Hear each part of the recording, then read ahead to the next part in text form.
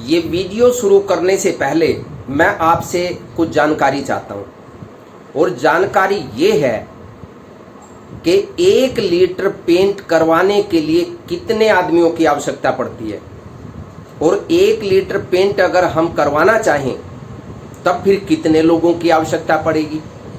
भाई साहब, मुझे कोई नॉलेज नहीं है, किसी भी प्रकार की नॉलेज मुझे इस क्षेत्र में है ही नहीं। इसके तो जो प्रकांड पंडित हैं ना, जो बिल्डिंग बनाने वाले हैं, जो पेंट लगाने वाले हैं, जो ठेकेदार हैं, और जो अधिकारी हैं, जो मंत्री हैं, जो देशभक्त हैं, मेरा सवाल उन्हीं से है कि 1 लीटर अगर पेंट दीवार पर पोतना हो तो कितने आदमियों की ज़रूरत पड़ेगी, क्योंकि हम ठहरे अज्ञानी व्यक्ति, इस बात की जानकारी है ही नहीं। इसलिए वीडियो यहीं से शुरू करते हैं। नमस्कार, मैं MP कौशिक, नवनिर्माण पार्टी से। मध्य प्रदेश में गजब ईमानदार सरकार चल रही है, और केवल मध्य प्रदेश की बात हम नहीं करना चाहते हैं, हम पूरे देश की बात करना चाहते हैं। देश में जो जो भी सत्ता पर काबिज है, ज़्यादातर लोग ईमानदारी के तालाब में आकंठ डूबे हुए हैं, और ईमानदारी इतनी कि उस ईमानदारी से बड़े बड़े महल इन्होंने खड़े कर दिए। कहाँ से खड़े कर दिए? अरे भाई, ईमानदारी का चूर्ण चाट करके कर दिए। बात अभी मध्य प्रदेश की ही करेंगे। हालांकि आप हो सकता है कि इस बारे में जानकारी रखते हो, क्योंकि हमारी जानकारी कुछ ढीली है भाई साहब, इसलिए हम फिर इसे रिपीट कर देते हैं, क्योंकि व्यस्तता कई दिन से थी। इसलिए जो मामला संज्ञान में आया है उस ईमानदारी की चर्चा तो बनती है। मामला मध्य प्रदेश का गजब का मामला है ईमानदारी को लेकर के, और जहां जहां बीजेपी की सरकार है, 2014 से पहले तो पूरा तांडव मचा था कि कांग्रेस ने इस देश को बेच दिया है। इन्होंने अखंड देश को डुबो दिया भ्रष्टाचार में, और जिन पर आरोप लगाए थे वो आज बीजेपी में या तो मंत्री हैं, या तो MLA हैं, या तो सांसद हैं, या वो मुख्यमंत्री हैं, और बड़े बड़ी जिम्मेदारी की पोस्ट पर बैठे हुए हैं। जिन पर आरोप लगे थे कि ये भ्रष्टाचारी हैं, देश के गद्दार हैं, बात उनकी छोड़ दीजिए। बात तो चल रही है ईमानदारी की। ईमानदारी मध्य प्रदेश में इतनी गजब की है कि 4 लीटर पेंट के लिए कितने आदमी लगाए गए? 168 मजदूर, 168 मजदूर लगाए गए। ये ईमानदारी की पराकाष्ठा है भाई साहब, किसी को एक 25 पैसे नहीं चाहिए। और मिस्त्री कितने लगे? मिस्त्री लगे हैं 65। टोटल मिलाकर के आप देखेंगे तो लगभग कितने 233 के आसपास आदमी लगे हैं। इतने आदमी लगे 4 लीटर पेंट करवाने के लिए। और बिल कितना आया? बिल आप कहेंगे भाई बिल तो आएगा ही, इतने आदमी जब लगे। बिल आया है 1,07,000 रुपये मात्र। दूसरा मामला ले लीजिए, 20 लीटर पेंट, जिसमें कि 10 खिड़कियों पर पेंट करना था और 4 दरवाजों पर पेंट करना था। कितने आदमी लगने चाहिए भाई? अब ये छोटा मामला तो नहीं है।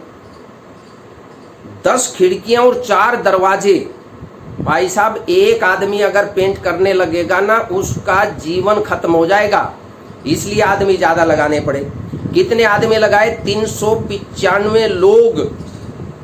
और इसमें क्या क्या था? पेंट के लिए लगाए 275 मजदूर और मिस्त्री लगाए 150। टोटल कितने हुए?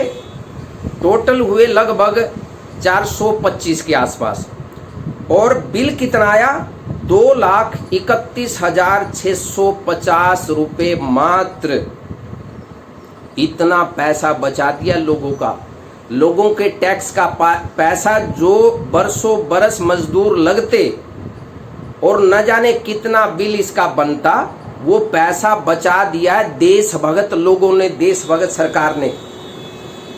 अब मैं आप ही से पूछता हूं, जो मैंने पहले सवाल किया था कि भाई साहब 10 खिड़कियां और 4 दरवाजे अगर पेंट करने हो तो कितना टाइम लगेगा और कितने मजदूर लगेंगे? अब आप अपने विवेक से बताइए भाई साहब, ईमानदारी से। अब इन्होंने तो ये अपना आंकड़ा दे दिया, बिल बाकायदा पेश किया गया और बिल को सैंक्शन करके वो पैसा निकाल लिया गया। अब इसमें ऐसा नहीं है कि अलग अलग व्यक्ति थे, दोनों बिल ही एक ही ठेकेदार ने प्रस्तुत किए, प्रिंसिपल ने साइन किए और डीओ ने साइन किए। अब डीओ साहब कह रहे हैं कि इसकी हम जांच करवाएंगे कि इतनी ज़्यादा ईमानदारी किसने और कैसे बरत ली। ये ईमानदारी इसलिए बरत ली क्योंकि सबके हिस्से में जो पैसा था, मोटा पैसा, इस भारत देश के नागरिकों के टैक्स का पैसा, मध्य प्रदेश के आम नागरिक के टैक्स का पैसा, उसको निचोड़ दिया गया है कुछ चंद लुटेरों के हाथों में। इस देश को क्या गिरवी रखा जा सकता है? और वे ये इसलिए मामले आ रहे हैं क्योंकि हम उन लोगों को अपना जनप्रतिनिधि बनाते हैं जो आकंठ भ्रष्टाचार में डूबे हुए हैं, जो अपराधी किस्म के व्यक्ति हैं, उनको हम अपना नेता बनाते हैं, उनको कानून बनाने का अधिकार देते हैं और उनको इस प्रकार के बिल को सैंक्शन होते हुए आंख बंद करके अपना हिस्सा लेते हुए हम देख करके चुप रहते हैं। इसलिए ये कोई बड़ा मामला नहीं है। आप कहेंगे कि इससे क्या फर्क पड़ता है?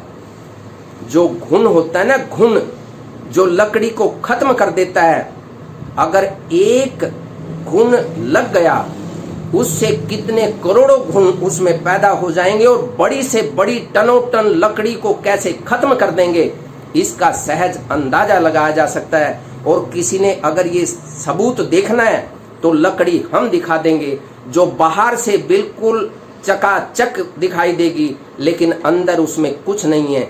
इस देश को बचाने के लिए अपनी आवाज उठाइए और इन भ्रष्ट ईमानदार लोगों को नंगा करने के लिए कमर कस लीजिए, क्योंकि सत्ता चाहे कांग्रेस की हो, सत्ता चाहे बीजेपी की हो, बदला कुछ भी नहीं है, कुछ नहीं बदला। वही पुरानी शराब नई बोतल में डाल करके अगर आप व्यवस्था परिवर्तन होते हुए देखना चाहते हैं तब मुझे कुछ नहीं कहना है। बस केवल इतना कहना है कि आप अपने बच्चों के भविष्य को बराए मेहरबानी करके इसको सुरक्षित बनाने के लिए आवाज उठाना सीखिए, भ्रष्ट लोगों को पहचानना सीखिए और जिस तरीके से आम व्यक्ति के टैक्स पेयर का पैसा, और केवल जो टैक्स देता है केवल उसी का पैसा नहीं है, जो भीख मांगता है वो भी टैक्स देता है, जो दवाई खरीदता है वो भी टैक्स देता है, और यहाँ तक कि अब और क्या कहें, जो कफन खरीदता है वो भी टैक्स देता है। यानी मरने के बाद भी जब तक उस व्यक्ति को जला करके उसके सारे संस्कार नहीं करा दिए जाते तब तक वो मुर्दा भी टैक्स देता है।